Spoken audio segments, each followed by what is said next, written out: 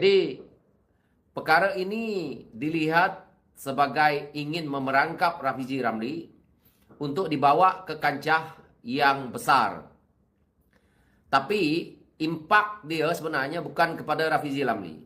Perkara yang saya lihat menarik di sini adalah perkara yang mereka nak menyatakan dalam fitnah ini, konon-kononnya yang tanda tangani projek ini adalah Rafizi Ramli. Tetapi untuk nak memahami benda ini adalah tidak berasas dan silap-silap gaya. Siapa yang buat fitnah ini, kamu tunggulah untuk kamu berdepan dengan surat saman daripada Rafizi Ramli. Serangan politik seperti ini adalah satu serangan politik yang pada saya amat tolol dan amat bodoh. Dan kalau kami di Sarawak ni boleh katakan sebagai paloi. Okey? Dalam isu yang membabitkan apa yang diorang nak tuduh kepada Rafizi Ramli ini, Anwar Ibrahim akan bertanggungjawab tau. Anwar Ibrahim dalam isu ini akan bertanggungjawab. Rafizi Ramli dah cakap. Betul Rafizi Ramli tanda tangankan perjanjian ini. Tetapi yang rasmikannya adalah Anwar Ibrahim. Kena ingat. Dan perkara ini yang membabitkan duit berjumlah RM1.1 bilion. Perkara ini akan diluluskan oleh Menteri Kewangan. Siapa Menteri Kewangan? Menteri Kewangan adalah Anwar Ibrahim. Dan akan membuat pembayaran pun adalah Menteri Kewangan. Yang mana mereka akan buat pembayaran secara berfasa dan setiap pengeluaran yang keluar daripada Menteri Kewangan akan ditandatangan oleh Anwar Ibrahim. Jadi Anwar Ibrahim ataupun geng-geng ceplos, orang-orang PKR, orang-orang yang nak menjatuhkan Rafizi Ramli, NGO yang nak menjatuhkan Rafizi Ramli, kamu orang berhati-hati. Dalam kamu orang beria-ia sangat nak menjatuhkan orang, kamu orang kena faham di situ. Dan perkara ini juga membabitkan Menteri MITI. Sebab MITI juga bertanggungjawab menandatangani perkara ini tahu.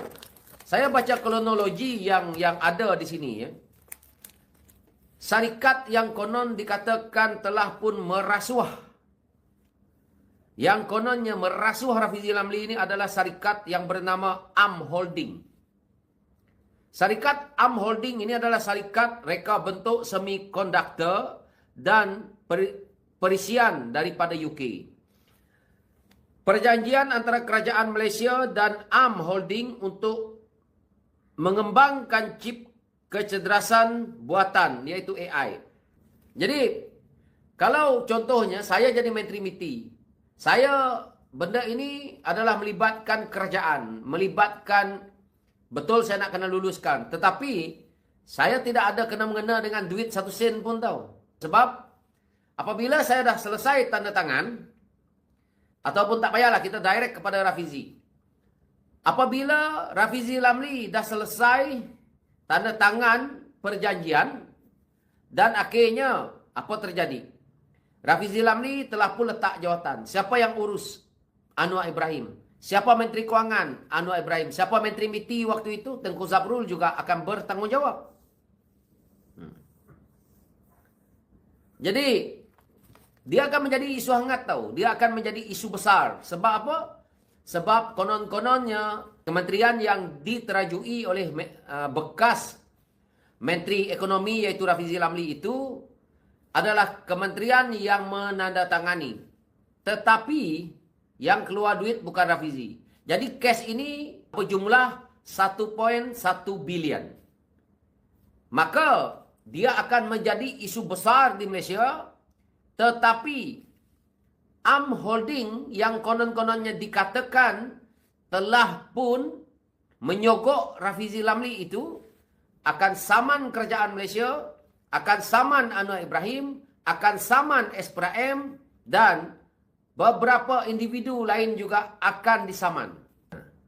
Jadi jangan buat lawak dalam isu ini. Sebab itu saya kata, serangan kamu dalam isu ini pada saya pada awalnya, saya ingat ceplos. Saya ingat, ini serangan yang tak ada faedah lah.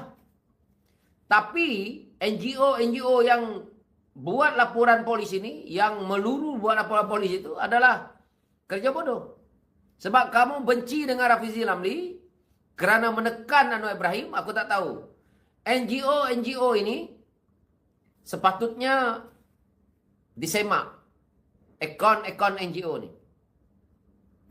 Dari mana NGO yang pergi buat laporan polis ini dapat dana?